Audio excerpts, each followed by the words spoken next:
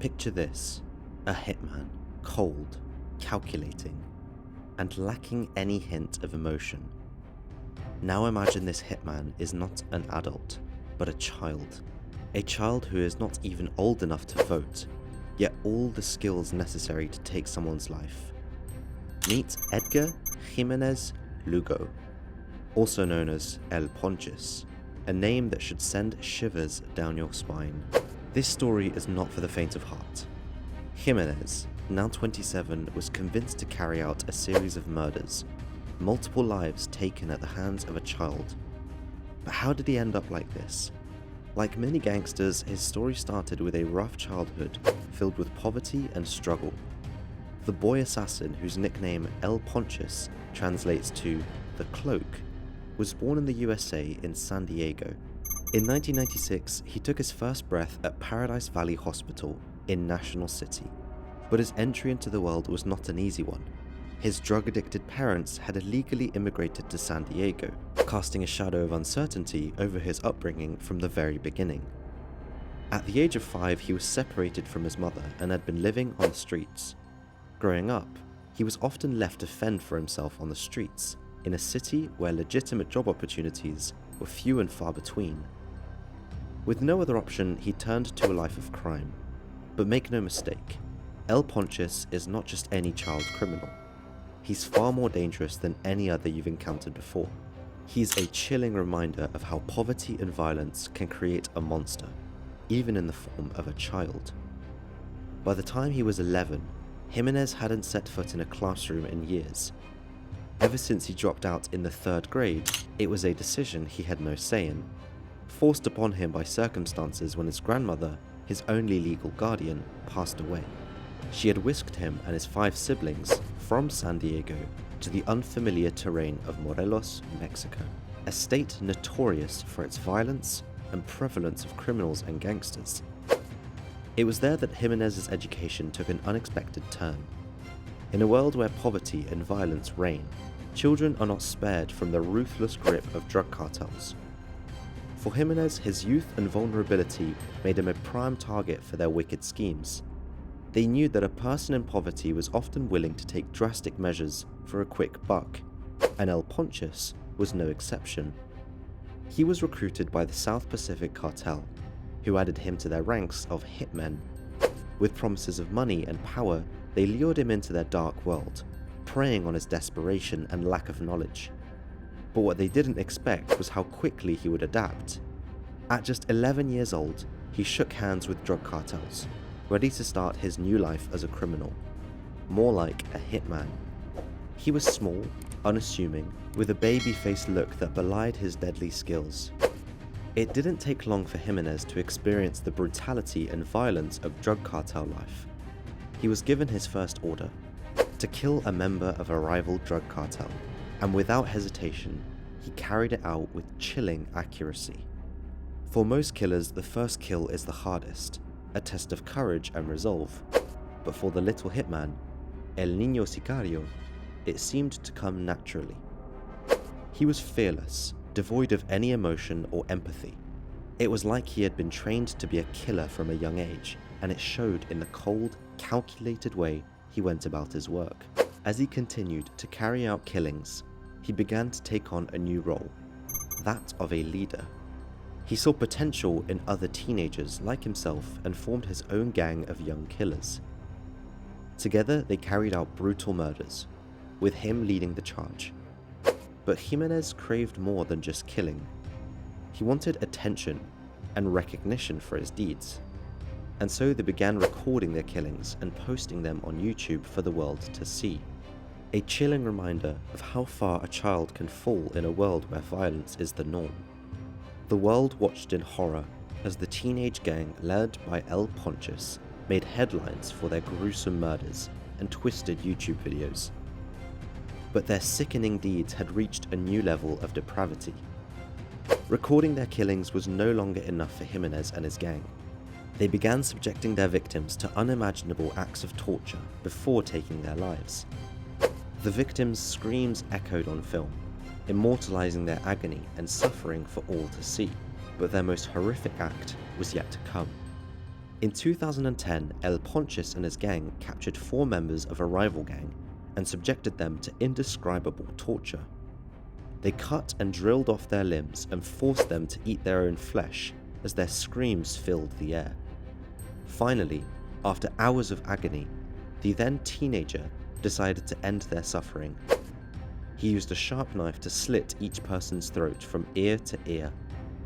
It was a horrifying act of brutality that left the world stunned. The victims of his savagery represented a cross-section of society: a student, a university cook, a gas station attendant, and a small business owner. To add to the horror, their lifeless bodies were not only brutally mutilated, but also hung from a bridge in Cuernavaca, a popular tourist destination just south of Mexico City. The video of their unspeakable crimes went viral, sparking outrage and calls for justice around the globe. But the police were already closing in, determined to bring El Ponchis and his gang to justice for their heinous crimes. Jimenez thought he was invincible, but his world was about to come crashing down. The mounting pressure from the authorities was no match for his ego.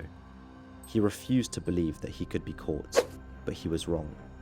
As the police closed in, El Ponchis' once loyal gang began to turn on each other, consumed by fear and paranoia.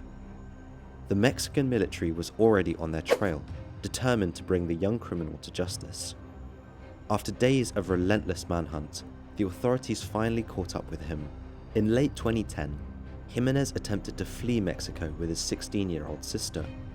He was apprehended while attempting to travel to Tijuana and then to San Diego. However, the police were waiting for him, and they wasted no time in nabbing him. He was arrested at the Mariano Matamoros airport by elements of the 21st Infantry Battalion, an operational unit of the Mexican Army under the command of Infantry Colonel Jose Guadalupe Arias Agredano, who had destroyed the South Pacific Cartel. Despite denying all charges against him, the truth was slowly catching up. The innocent people caught in the crossfire of their rampage could finally rest easy, knowing that the nightmare had come to an end. But for Jimenez and his gang, the consequences of their actions would be severe, as they faced the full weight of the law for their unspeakable acts of cruelty. Under the weight of the evidence and mounting pressure, he finally confessed to the torture and murder of his victims. Shockingly, he boasted about his gruesome crimes and revealed that he started killing people at just 11 years old. Jimenez claimed that he had been kidnapped and forced to become a hitman for the drug cartel under the influence of powerful drugs. But was it the truth, or just another attempt to escape justice? Despite his age and harrowing story, there was no mercy for him. People demanded justice, and justice they would have. The evidence against him was overwhelming, and he was charged with murder, kidnapping, weapon possession, and drug trafficking. El Ponchis' once secure world had crumbled, leaving him to face the harsh reality of his crimes. At just 14 years old, Jimenez had committed heinous crimes that shook his community to its core. His sentence, a mere 3 years in a detention center for minors, seemed like a slap on the wrist for such unforgivable acts. However, it was the maximum sentence under Mexican law for a minor. His sister, who was caught alongside him, was also sent to the same center for 3 years.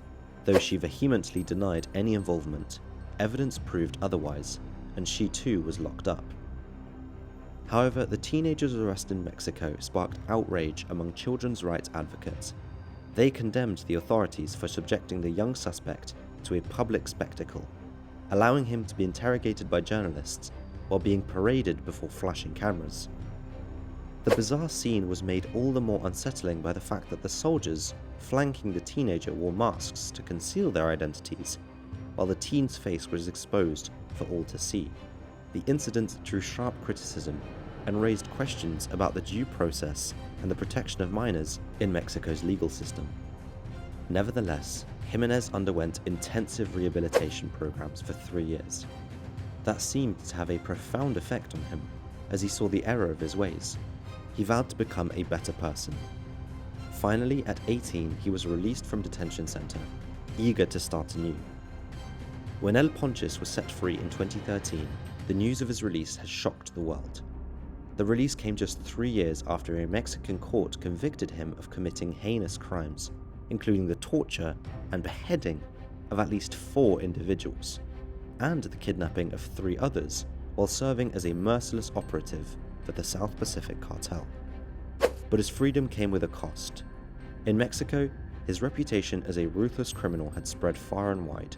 He was a marked man, a target for those seeking revenge against him. His chances for survival in Mexico slimmed. The Mexican authorities were determined to deport him to his home country. The decision was made and he was sent back to the USA, where he's been living a happy and peaceful life, free from the shadows of his past. In order to protect Jimenez, his release was kept a top secret. In the dead of night, as the rest of the world slept soundly, only 3 individuals knew of the covert operation about to take place: execution judge Rosalia Martinez, magistrate Perez Güemes, and state social reintegration coordinator Jesus Valencia were the only witnesses to the top secret mission. At precisely 2 a.m., a convoy rushed Jimenez to the airport in Mexico City, and from there to the United States. The stakes were high, and the slightest misstep could prove catastrophic.